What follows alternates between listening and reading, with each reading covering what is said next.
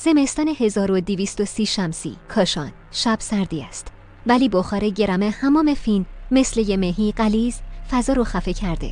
صدای شرشر آب از فواره ها میاد، ولی اون شب آب قرار نیست.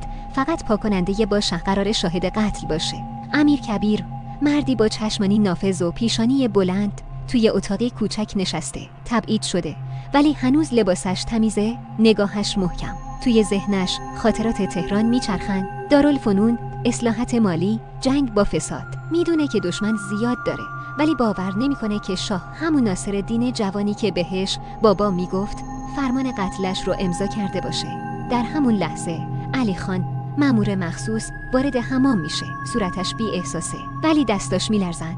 توی آستینش فرمانی پیچیده شده است. امیر نگاهش میکنه و فقط یه جمله میگه: برو بگو شاه هنوز بچه است، نمیدونه یه داره با ایران چه میکنه. علی خان سکوت میکنه. میدونه که امیر راست میگه، ولی فرمانه، باید اجرا بشه.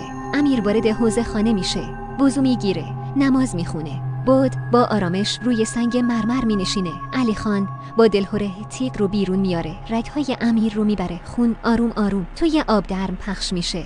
کاشیهای سفید قرمز میشن. صدای شرشر آب حالا با صدای نفسهای آخر امیر ترکیب شده.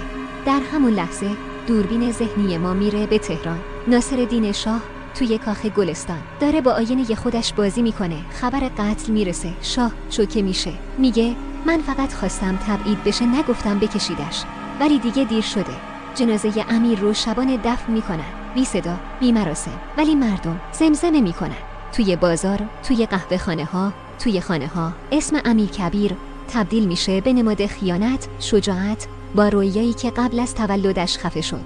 سالها بعد حمام فین کاشان تبدیل میشه به موزه، ولی اون سنگ مرمر هنوز رد خون رو توی خودش داره. با هر کسی وارد اون حوض خانه بشه، انگار صدای امیر رو میشنوه. ایران رو با خون نمیسازن، با خرد میسازن.